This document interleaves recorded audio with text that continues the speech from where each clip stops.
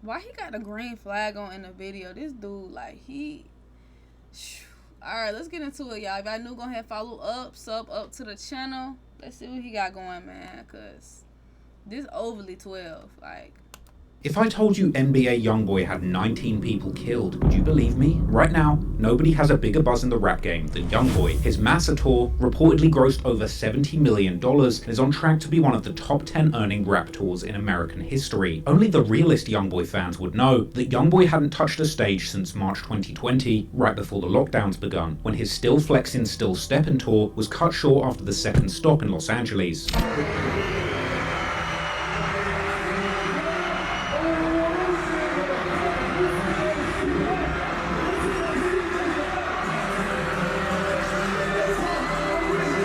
Unfortunately, by the end of 2020, when the rest of the world was being let out, YoungBoy was being put on a different kind of lockdown. He spent the last 5 years in and out of prison and on house arrest, unable to perform, but also making him impossible to kill. But despite all the rumors, he's never actually been charged with murder. He famously caught double years in and out of prison and on house arrest, unable to perform, but also making him impossible to kill. But despite what the fuck is that supposed to mean, making him impossible to kill? You want niggas to get him in GTA?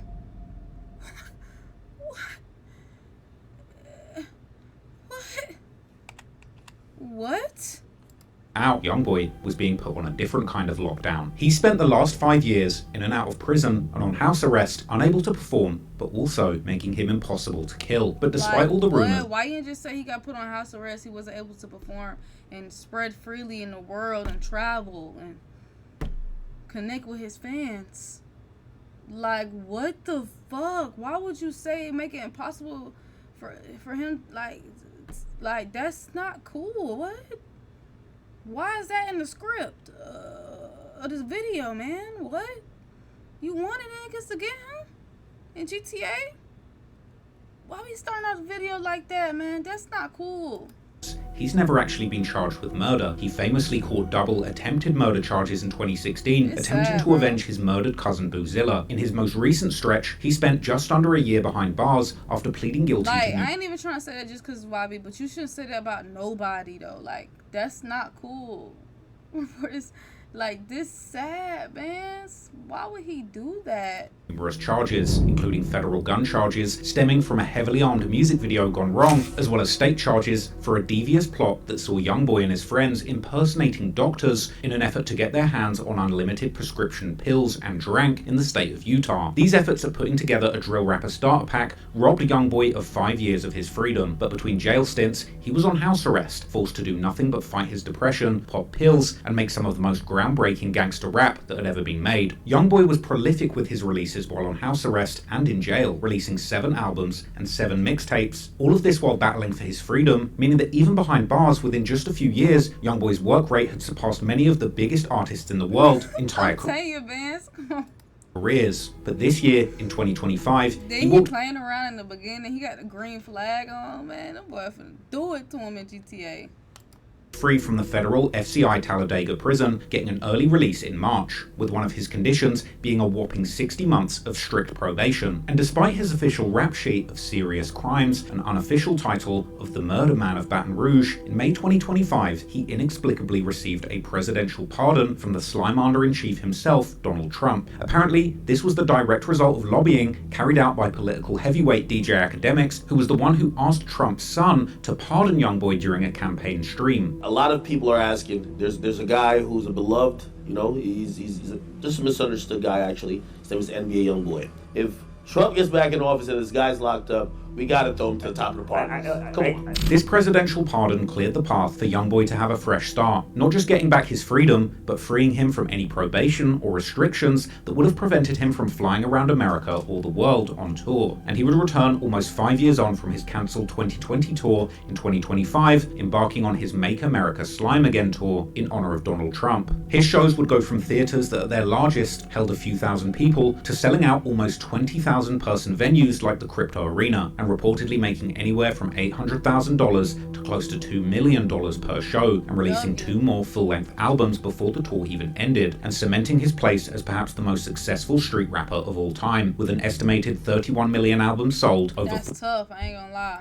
48 billion streams, and a whopping 41 full-length projects in his catalog at the time of recording. But behind the success... It's 2 hours, but we gonna watch a few, like, we gonna watch it time by time, bro. We not gonna watch the whole thing tonight, I ain't gonna lie. Yes, there's a dark secret. YoungBoy was rumored to have been able to make as much as $100 million per year from his insanely successful gangster rap career. Numbers that frankly many people would kill for, or perhaps in this case, kill to protect. Like many gangster rappers in this generation, YoungBoy has been accused of having people murdered. In this case, over a dozen people have allegedly been murdered in order to protect his 9-figure gangster rap empire. Actually, it's less that he's been accused of organizing over a dozen murders, and more like he's actually confessed to organizing over a dozen murders. With numerous lyrics over the years, seeing YoungBoy rapping about murder and references to a body count that seemed to grow year by year. From at least one alleged body in the mid-2010s, when he first started rapping only age 16, to seemingly confessing to having 3 bodies and subtracting 2 attempts or losses around 2019, to shockingly claiming at least 3 times to have a total of 7 bodies by 2020. His kill count would appear to rise to 12 plus a child by 2022. This dude going to every song YB done ever made and dropped, and it's like 2024, he was claiming to be... This dude went to the first, like, what? This dude, oh my God. Responsible for 15 murders, and apparently he would reach a grand total of 19 bodies by June 2024. Baton Rouge police are looking into a deadly shooting that claimed the life of a local rapper. When an unknown suspect in a red Chevy Trailblazer. She wasn't quick enough. The shooting death of a local rapper. Baton Rouge police say the local rapper was shot and killed at his home at Lakeside Villa Apartments on Wellwood Drive after midnight. The deadly shooting of a student walking home from school. New details surrounding a violent crime that happened here around 7:15 Saturday night. Well, police are trying to get to the bottom of a drive-by shooting in Baton Rouge. Police say someone shot Jason Nixon several times. Hey, look, hanging out the one that trying to flood along the interstate. Today, Baton Rouge police named the 2 people killed on River Road last night. 2 people were killed and 2 others were sent to a hospital. We now know the name of the person killed in a shooting in Baton Rouge. Police say 24-year-old Deontay Veal was shot and killed. Investigators say 23-year-old Tremaine Phillips died. Breaking tonight, 1 person dead after a shooting on Sherwood Common Boulevard. Person shot and killed along North Acadian. 30-year-old Jawan Alisi was shot to death. But no, that ain't my work, man. They are looking for information on the shooting death of this man here. And this isn't some huge secret. In fact, I discussed in my previous video, YoungBoy, Real Killer or Fake Gangster, which I made a couple years ago when his body count was still at 12. But the truth is, YoungBoy isn't the person pulling the triggers and committing these murders personally. He openly raps about contracting killers over 7 times, never even seeing the face of the people doing the hits. Although his 2016 double attempted murder charges would prove that he's clearly capable of pulling the trigger if it came to it. In efforts to prevent him bailing out on his prior charges, the FBI have openly labeled YoungBoy as the known leader of a violent Louisiana gang. And the truth is, he is literally surrounded by shooters at all times, with a number of the most notorious shooters in the South being affiliated with his NBA or Never Broke Again record label and his alleged 4K Trey Street gang and their allies state to state, meaning that wherever YoungBoy goes, he's accompanied by countless crash outs who are ready and willing to shoot and catch bodies to protect YoungBoy and his multi-million-dollar interests. Damn, free Baby Joe, man. I know he missed being around YB. In this video, I'll answer once and for all, are all of these murders and murderers the secret ingredient to YoungBoy's gangster rap empire? Does YoungBoy really need shooters around him at all times to make sure he stays alive and that his rivals die early? Or is he destined to meet the same fate as his biggest rival, Lil Durk, and eventually going to get taken down by the feds, who might well still be at this very second working tirelessly to solve these murders while he's reaching the peak of his career? Well, in this video, I have all of the answers, as I'll reveal you helping 12. Like, by one, the gruesome truth behind you each are 12. Like, and every one of YoungBoy's alleged 19 murder victims, which have never before been identified publicly until now. But before we go any further, I just want to warn you, this video contains themes of death, murder, and violence. If you're uncomfortable with any of these tragic themes, you might want to choose another video. I'm going to break down each one of the suspected 19 murders that YoungBoy claims that he organized, the tragic story behind it, and also the social media rumors regarding exactly which NBA members people think pulled the trigger. Much of the information in this video is based on public rumors, and I can't 100% vouch for the authenticity of the theories that have been circulated online by third parties. This video has been created for gonna lie though, I think they on for sure. Like, I think, cause I don't think they got too much on Dirt for real. Like, if y'all been keeping up with it, I think Dirk might fuck around and get out. Documentary and journalistic purposes to raise awareness about a story in the public interest regarding a well-known public figure. All clips included in this video are included under the doctrine of fair use for analysis, critique, and news reporting. A lot of shit the feds got, they can't really use, bruh. And I've ensured that this video has been heavily censored in order to comply with YouTube's community and advertiser guidelines. But if you want an uncut and extended version of this video, you can go to patreon.com/traplawross, where I upload all of the single most insane story in gangster rap that you will ever hear.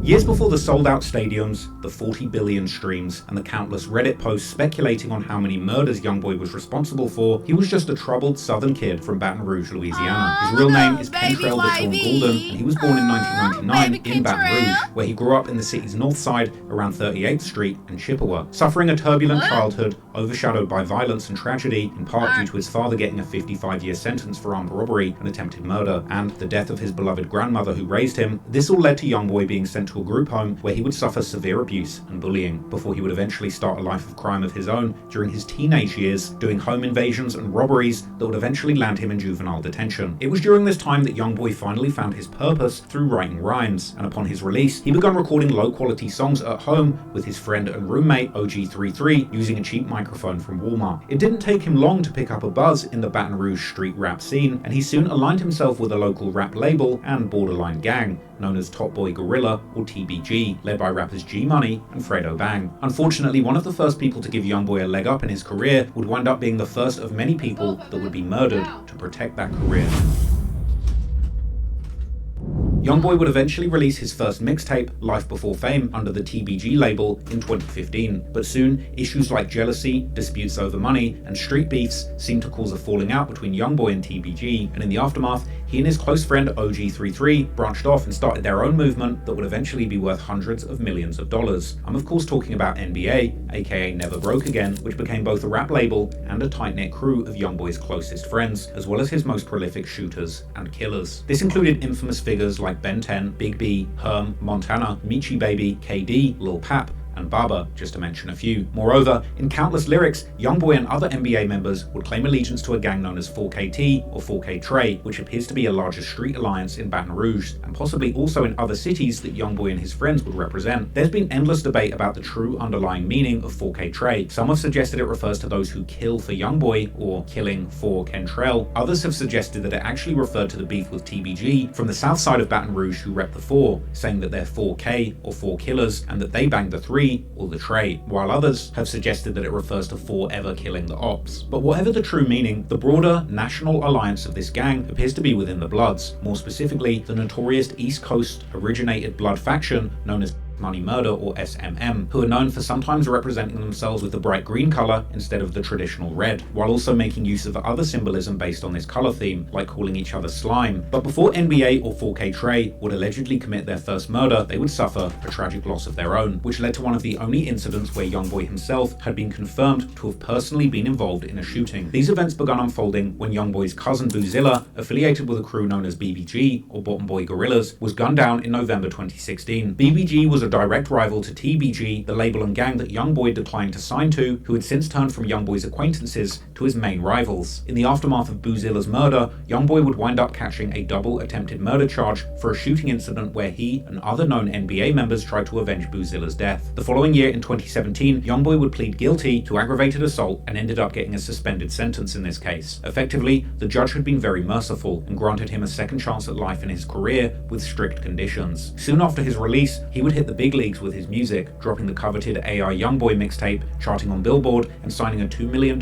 deal with Atlantic Records. But while YoungBoy's career was reaching new heights, his feud with TBG would intensify, and his former friend G Money would soon become his biggest rival. G Money would begin dissing YoungBoy with dedicated tracks like WNBA Smoke, where he appears to threaten to send his shooters at YoungBoy and the NBA crew, rapping that if you take it there with him, you're not going to make it back. YoungBoy would fire back in songs such as Ride On 'Em, with chilling lyrics claiming that the only way the beef would end was with G Money getting shot, and even hinting that he'd put a bag on his head. Now before we go any further, I just want to make one thing clear. You can hate on YoungBoy all you want, and you can call me the feds, but this is a dangerous man who warns his enemies and tells them exactly what's going to happen to them. G Money was warned what would happen in 2017 if he kept playing with YoungBoy, but he didn't take these warnings seriously, and he wound up being the first of many who unfortunately found out the hard way that nothing can get in the way of the NBA empire. The conflict kept escalating throughout 2017 as both sides would go back and forth on social media. Yeah, that nigga like my little partner. He used to be like my little brother. He stayed with me and everything. Everything was still all good until he started, you know what I'm saying, like doing his own thing, getting him a little buzz, getting a little money. He just got the big. He met by his sister too, though. About his sister? Yeah, I had her a long time ago. She don't like me or something. I'm about to leave. What do you live? I don't like you. I'm gonna keep on it. I don't like you. Talking about you don't like this and that. You ain't gonna for you to like you. G Money wanted all the smoke, and his next move would be a fatal escalation. On August the 27th, 2017, G Money dropped his notorious song Industry, another dedicated diss track RPG Money, man. It's crazy turn of events, man. Aimed at YoungBoy and NBA, but this time G Money would get way more personal, mentioning people close to YoungBoy like his late cousin Boozilla and his mother Sharonda, as well as his sister, this time in a way that made sure that the relationship between these two former friends would never be repaired. But perhaps most interestingly, G Money also revealed that someone had allegedly put $100,000 on his head, with Redditors later spreading rumors that YoungBoy's notorious manager Big Dump was actually the very person behind this $100,000 bounty. Famously, the video also prominently featured a Chucky doll, which was apparently a reference to an earlier YoungBoy video called What I Was Taught from September 2016, where the same doll could be seen. He kept asking G Money about YB's sister, and he didn't want to talk about it. He really started, yeah, okay, so basically, like, he kept questioning him about it just so he could get a clip. And that clip is what started the back and forth online with G Money and YB, because he mentioned YB's sister and shit like that, huh? And this cursed doll would continue to pop up in spooky ways on both sides of this beef for years to come. From here, G Money kept taking shots at YoungBoy and the NBA crew whenever he could. You, when you do this and do that and do that, you ain't sticking with it. So you, I ain't tripping on no this and no none of that, you heard me? You, your mama, your brother, your cousin, your auntie, your uncle, whoever, way throwback, you heard me? Made you script and you didn't do nothing about it. So how you think you can tell me something? And unfortunately, in some of these videos, G Money was also revealing his location, as he can be seen standing outside a building while claiming that YoungBoy suddenly turned into a supposed killer after getting his record deal. Say, Lil, you know you ain't living like that, man. You get a deal and you done turn to a killer. When you start doing all that, man, you know you ain't cut like that, man. You know TBG been your muscle, boy. And the same you talking about usually don't live in jail, wherever they at, man. That's the same ran you out of Nouveau in the city, man. Yeah, you remember Will? Yeah, Will's out there. And you remember you ran out that store, man. You know what's happening with us, man. You heard me, real. And I'm living out shit, you heard me? Everything you got with a deal, I got without a deal, man. You heard me? You know, 30 plus on my neck with no deal. That boy accent strong as hell. For real, driving in $100,000 coupes and man. Yeah, with no deal, boy. You better stop playing and stay in your place, son. People familiar with the city of Baton Rouge could likely recognize easily that he was standing in front of a local recording studio on the 1900 block of Dallas Drive, where TBG were known to record at. The very same studio was also featured prominently in the music video for G Money and Boulevard Quick's track, Set Trippin'. Unfortunately for G Money, he massively underestimated two things. He underestimated how easy he was to find in the city, and he hugely underestimated YoungBoy and the NBA crew's willingness to kill to protect their budding empire. In the early morning hours of September the 10th, 2017, G Money was at that very same studio, seemingly recording another diss track aimed at YoungBoy, where he called the people's favorite rapper a liar. This would unfortunately end up being his last recording, as around 1:30 a.m., G Money would step outside the studio building and take his last breath before he was ambushed and shot dead. Baton Rouge police are looking into a deadly shooting that claimed the life of a local rapper. Police say someone shot and killed 22-year-old Garrett Burton on Dallas Street around 1:20 last night. Burton performed under the name G Money. An alleged picture of the shooter at the scene would later circulate on Reddit. G Money's good friend Fat Chapo, who was with him at the studio the night of the murder, would later describe the evening's dark events in a later interview. I was the first out the door. G walked out that door by himself. I told him before he walked out the door, like, and when I went to go get the slippers, he walked out the door on his own. And they start shooting. When they start shooting, I really didn't know what was going on because I heard a boom, but when as soon as the shooting stopped, I ran out the door. Nobody was still, I still never saw nobody. It was more like, you know what I'm saying, it f***ed me up instantly. But just as chilling as the murder itself were the haunting details that came out afterwards. The day after G Money was killed, someone would go to the studio to document the murder scene, where they ended up capturing footage where bloody pillows could be seen laying on the ground. A picture of this pillow would also be posted on social media, where it would eventually go down in infamy as one of the most terrifying pieces of folklore about the Baton Rouge streets.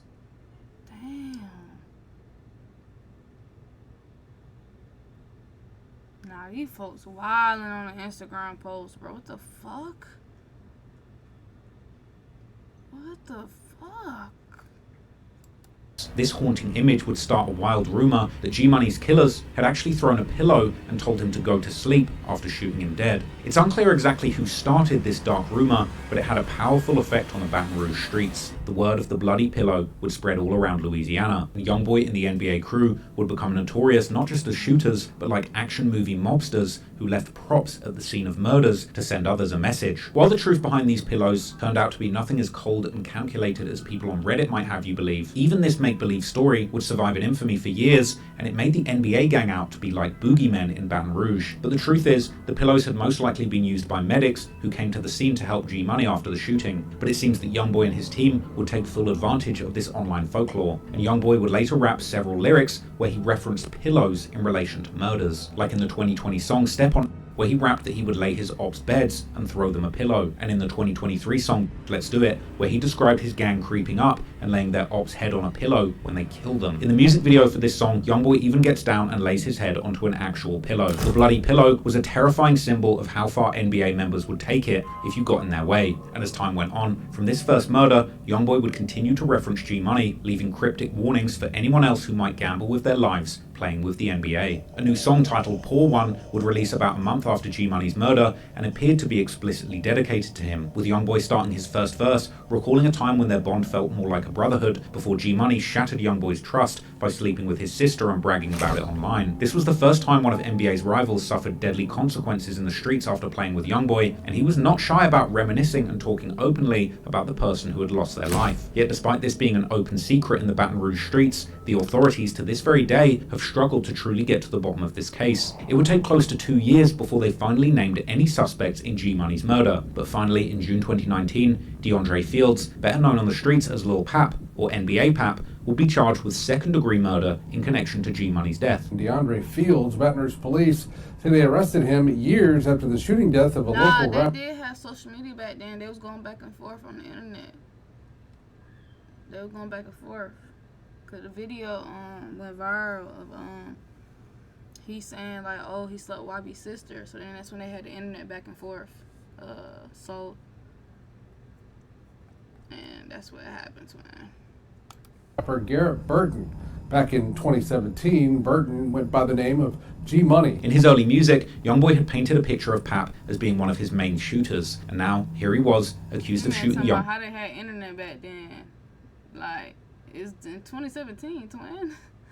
We had phones and social media back in 2017, but Boy's biggest rival dead. Lil Pap initially pled not guilty, and years later he would accept a plea deal on greatly reduced charges of accessory after the fact to murder, receiving a mere 5-year sentence. But interestingly, Pap would still swear to the judge and people close to him that he was innocent, and this sentiment was shared amongst G Money's close friends like TBG rapper Fredo Bang, who would also later claim several times publicly that Pap indeed wasn't G Money's killer. Y'all sending me that. Just sending to her like, you seen it? You seen it? Yeah, I seen it.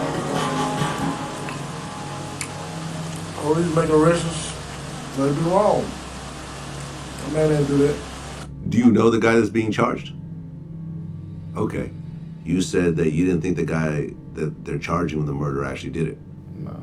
YoungBoy's lyrics on the leaked song, Keeping It True, seem to echo this same sentiment, with him rapping how after an op died in the night, his brother kept it solid and didn't tell, even though he wasn't the shooter. Even G Money's own mother would post on social media after Pap's guilty plea that she also believed that he wasn't the actual killer of her son, leaving this first murder connected to YoungBoy and his squad of killers still shrouded in mystery, not only robbing G Money's family of justice, but also meaning that whichever NBA soldier So basically he just took the charge type shit.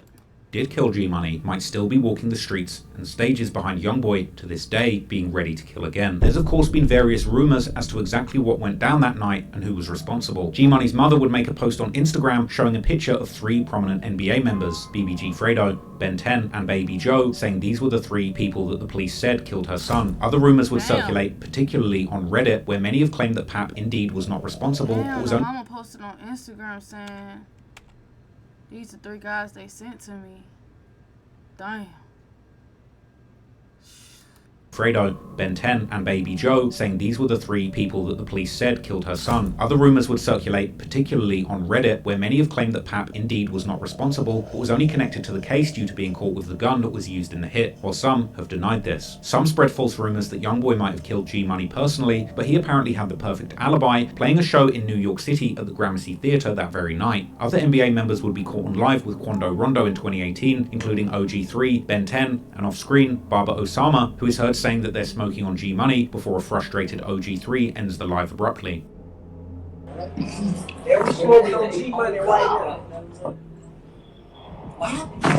One far-fetched rumor circulating on Reddit suggested that NBA Herm and Baby Joe were actually the shooters and that it was Ben 10 who threw the pillow and told him to go to sleep. Herm's name has been put forward by some on social media due to very suspect posts made by YoungBoy over the years, as well as the fact that he appeared right next to YoungBoy when he laid his head on the pillow in the music video for Let's Do It, as well as being on the original live that teased the song, with people commenting how crazy it was to rap these lyrics stood right next to the killer. Some believe that YoungBoy actually confirmed that Herm was responsible on social media during a feud with the rapper No Cap, where No Cap had apparently claimed that everyone in Baton Rouge was trying to claim the G Money murder, with YoungBoy responding that you must not know about the Black Sheep, referring to Herm's nickname, while others adamantly believe that actually it was Ben 10 who was truly responsible for the hit, which makes the fact that he was caught liking the IG posts of the mother of G Money's child all the more chilling. But even as the mystery continues, so does the disrespect, as G Money's grave has been vandalized numerous times and G Money's mother still has no justice, as she heartbreakingly has posted him on her Instagram page every day. This dude done put hella pieces together and shit, like what the